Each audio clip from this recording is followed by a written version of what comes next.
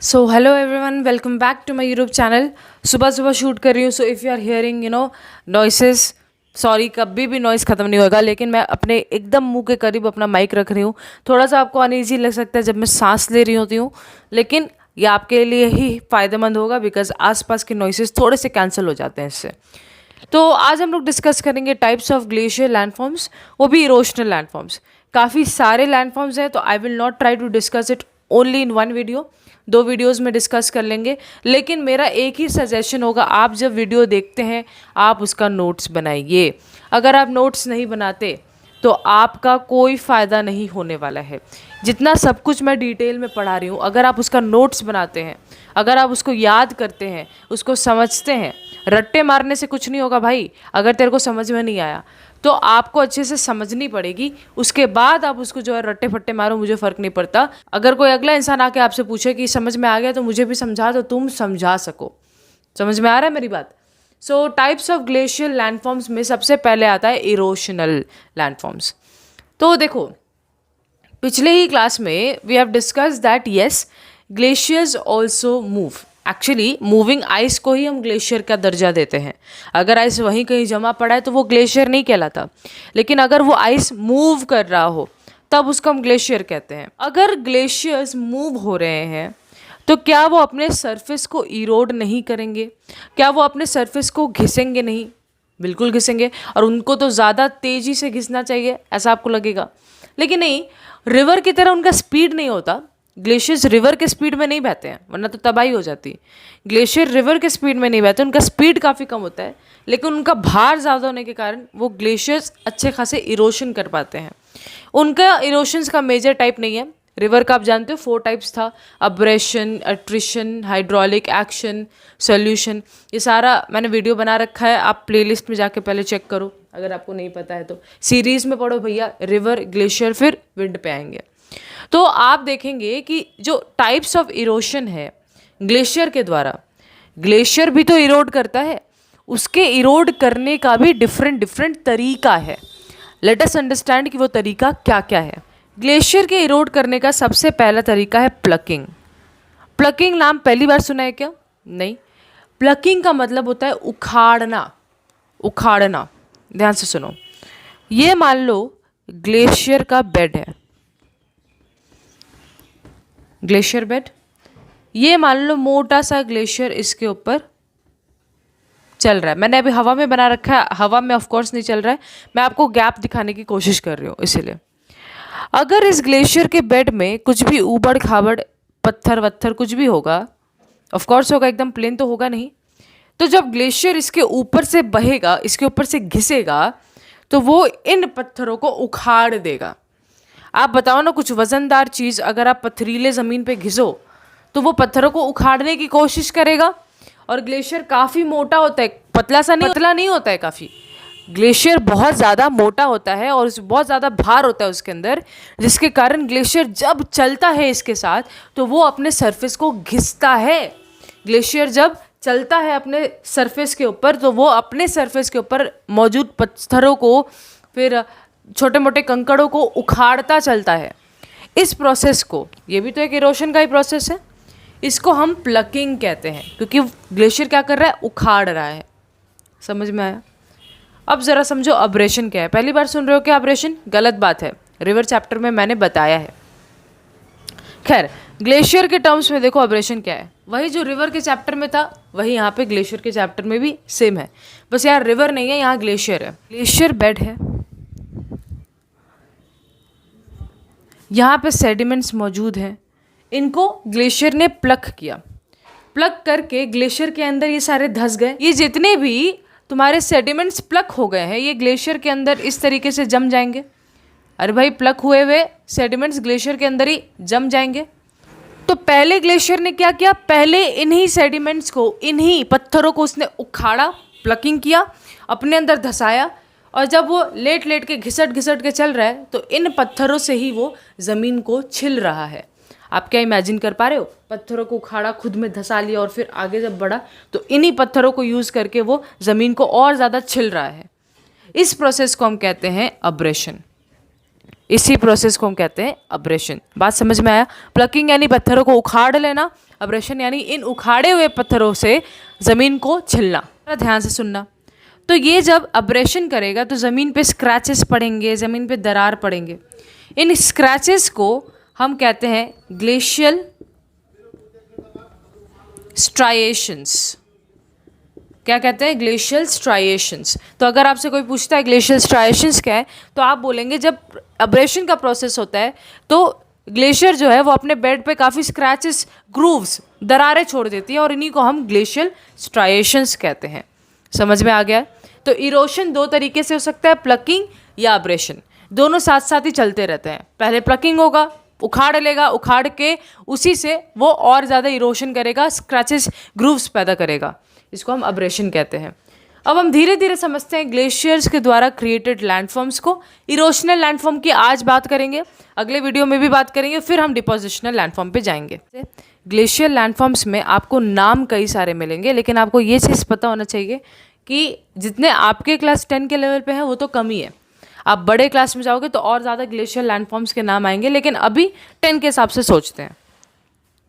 देखो, मैंने कहा ना आपको साउंड काफ़ी मिलेगा सुनने को, लेकिन आपको फोकस वहाँ नहीं, फोकस सिर्फ यहाँ करना है, फोकस सिर्फ मेरी बातों पे करना है, फोकस आपका अर्जुन की तरह होना चाहिए।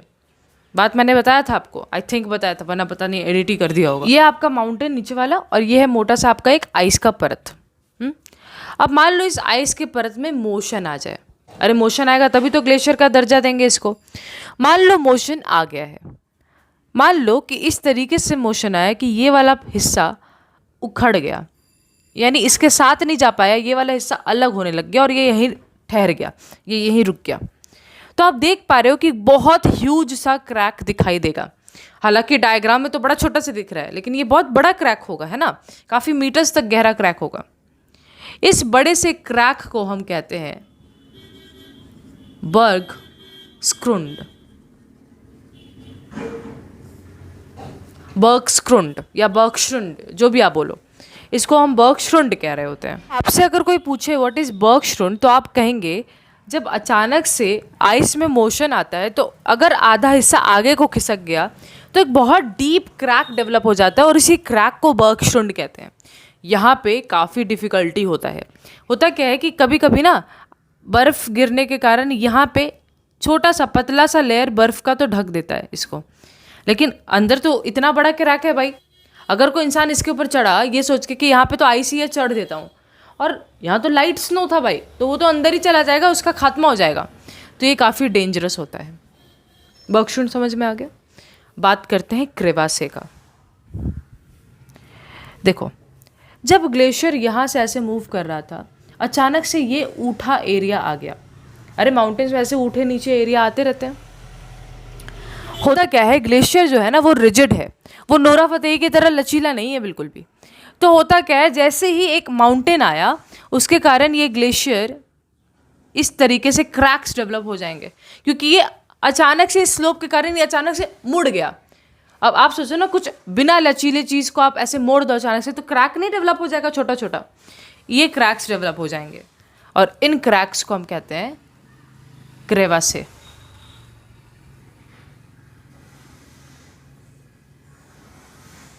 बात समझ में आया? तो अगर आपसे कोई पूछता है व्हाट इज क्रेवासे, तो देखो आप क्या बोलोगे? आप बोलोगे चूंकि ग्लेशियर आगे को मूव करता है, ग्लेशियर तो रिजिड है, रिजिड होने के कारण वो स्लोप के साथ अपने आप को चेंज नहीं कर पाता, तो इसीलिए जैसे ही वो मुड़ता है उसमें क्रैक्स डेवलप हो जाते हैं और ये छोटे मोटे क्रैक्स को हम क्रेवासेस कहते हैं। समझ में आया?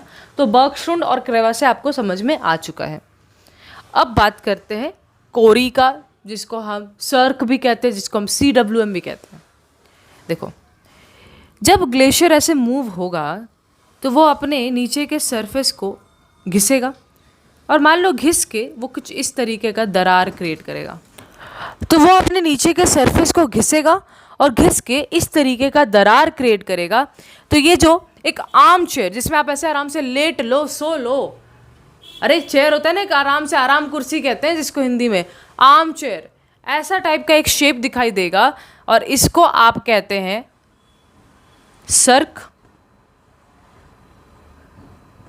जिसको आप कोरी भी कहते हैं, कहाँ पे कहते हैं? स्कॉटलैंड में कहते हैं, नाम भी इम्पॉर्टेंट है, और जिसको आप CWM भी कहते हैं। समझ में आ गया? अब देखो, ये सारे नाम है इसके, एक ही चीज़ के इतने सारे नाम है, तो कभी एग्जामिनर कुछ भी नाम से अगर आपको पूछ ले तो ऐसा नहीं आपको लगना चाहिए वो क्या पूछा, कोरी बोले, सर्क बोले या CWM बोले, बात तो एक ही वो पूछ रहा है। ठीक है, तो अगर आपसे कोई पूछता है व्हाट इज सर्क, तो आप बोलेंगे जब ग्लेशियर आगे को मूव करता है, when glacier moves forward it actually erodes the mountain wall and creates a depression which looks like arm chair, this is known as cirque, corrie या CWM। अब यहाँ पे अगर मान लो ये ग्लेशियर आगे को मूव कर गया और यहाँ पे थोड़ा सा ग्लेशियर का पानी बहते बहते आ रहा है, तो यहाँ पे एक छोटा सा झील बन जाएगा, उस झील को हम कोरी लेक या फिर हम उसको टार्न लेक भी कहते हैं। ये आपको समझ में आ गया? बिल्कुल आया। तो आप मानो कि ये वाला जो एरिया है ना, ये अंदर तक डिप्रेशन में चला गया है, यहाँ कोरी डेवलप हो गया है, ये अंदर है, ठीक है, ऐसे अंदर है। तो ऐसा नहीं नज़र आएगा कि ये वाला हिस्सा एकदम उठ गया हो, अरे भाई साइड साइड से अंदर हर चीज़ डिप्रेशन में चला गया, तो ऐसा नज़र नहीं आएगा कि ये उठ गया है। इस उठे हुए टेढ़े मेढ़े रिजेस को ऐसा लग रहा है चाकू है, चाकू चाकू धार धार, इसको हम कहते हैं एरिट, इसको हम कहते हैं एरिट। और जैसे यहाँ बना, अगर पीछे भी बन जाए तो ये वाला हिस्सा भी उठा उठा नज़र आएगा। अरे जैसा यहाँ बना है, यहाँ इसके पीछे भी ऐसे ही बनेगा तो ये वाला हिस्सा भी उठा उठा नज़र आएगा, ये वाला हिस्सा भी उठा उठा नज़र आएगा, है कि नहीं? अरे आएगा या नहीं आएगा? बिल्कुल आएगा। तो ऐसा लगेगा कि ये कोई पिरामिड है, नुकीला नुकीला नुकीला, पिरामिड तरीके का लगेगा, और इसीलिए ऐसे टाइप के लैंडफॉर्म को हम पिरामिडल पीक भी कहते हैं, पिरामिडल पीक ऐसा। तो अगर आपको कोई पूछता है व्हाट इज एरिट, तो आप बोलेंगे जब बहुत ज़्यादा कोरीज डेवलप हो जाते हैं तो बीच का हिस्सा इस तरीके से उठ जाता है, और इस उठे हुए नुकीले हिस्से को ही हम एरिट कहते हैं। और जब बहुत सारे एरिट्स डेवलप हो जाते हैं तो ये एक पिरामिड का शेप का दिखाई देता है, और इसीलिए इसको पिरामिडल पीक कहते हैं। समझ में आया? पिरामिडल पीक का ये एकदम एकदम एकदम ट्रायंगल एकदम नुकीला वाला हिस्सा ऊपर वाले को हम कहते हैं हॉर्न। पिरामिडल पीक का नुकीला वाला हिस्सा को हम हॉर्न कहते हैं। You know what is the example of pyramidal peak? It is given in your book also. Matter horn है जो स्विट्जरलैंड में है, ये एक पिरामिडल पीक है। इंडिया में भी नीलकंठा है, वो भी एक पिरामिडल पीक है। एग्जाम्पल्स याद कर लेना, ठीक है, बुक से देख के याद करना ज़रूर। और अगर आपको मेरा नोट्स चाहिए भाई साहब, मैंने आपको पहले ही बताया, मेरे को इंस्टा पे फॉलो करो, ठीक है, फेसबुक पे मत करो भाई, क्योंकि मुझे समझ में नहीं आता है किसका फ्रेंड रिक्वेस्ट है भाई, नोन है या अननोन है। तो आप इंस्टा पे आओ, इंस्टा पे मुझे आराम से आप मुझे फॉलो करो और मुझे DM कर दो, ठीक है। तो मैं आपको जो है वहाँ पे मैसेज कर दूंगी, और मेरा सेल्फ हैंड रिटन नोट्स होगा तो उसका मैं आपको PDF बना के भेज दूंगी, ठीक है, समझ में आ जाएगा। और अगर आपको कोई लाइनिंग समझ में भी नहीं आता है, आप मेरे से पूछ भी सकते। तो देखो, हम लोग सामने से मान लो ग्लेशियर को आते हुए देख रहे हैं, तो जब हम लोग सामने से देख रहे होते तो वो अपने बेड को कुछ ऐसा कर देगा, अरे हाँ या ना, वो लगातार इस तरीके से बह रहा है भाई, बहुत मोटा चट्टान, तो वो इससे जब गुजरेगा तो वो इस तरीके से अपना वैली को कर देगा। इसीलिए ग्लेशियर जो है वो कैसा वैली बनाता है? यू शेप्ड वैली बनाता है। रिवर वी शेप्ड वैली बनाता था या आई शेप्ड वैली बनाता था, लेकिन ग्लेशियर यू शेप्ड वैली बनाता है, इस बात का याद रखना। तो ग्लेशियर के द्वारा क्रिएटेड ये यू शेप्ड वैली हम लोगों ने समझ लिया कि यस, जब ग्लेशियर आगे को बढ़ता है तो वो एक यू शेप्ड वैली बनाता है, जिसका बॉटम बहुत ही ज़्यादा फ्लैट होता है ना, और साइड्स बिल्कुल खड़े खड़े होते हैं। इसको हम लोग यू शेप्ड वैली भी कहते हैं, और जो ग्लेशियर बनाता है। अब ध्यान से समझना, तो हम लोग यू शेप्ड वैली को पढ़ चुके हैं।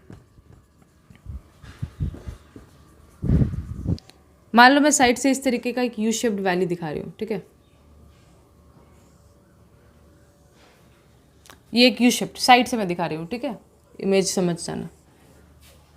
तो ये यू शेप्ड वैली है, यहाँ पे ऑफ कोर्स ग्लेशियर निकला होगा ऐसे करके, और यहाँ पे यू शेप्ड वैली और ये खड़ा ढालवाना वैली जो है बन गया है।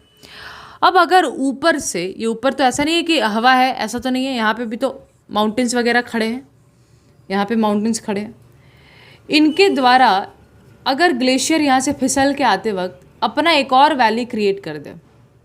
अरे भाई, यहाँ पे मेन वैली है, ये जो इतना मोटा वैली सा है सारे माउंटेन्स के नीचे, ये मेन वैली है। मैं क्या कह रही हूँ? ये मेन वैली है। और अगर एक छोटा सा वैली ऊपर की ओर से भी आके इस मेन वैली में ऐसा जुड़ जाए ऊपर से, तो हम इस वैली को हम कहते हैं ट्रिब्यूटरी वैली, क्योंकि भाई जो भी छोटा छोटा वैलीज जुड़ेगा उसको ट्रिब्यूटरी वैली का नाम देंगे हम, है कि नहीं।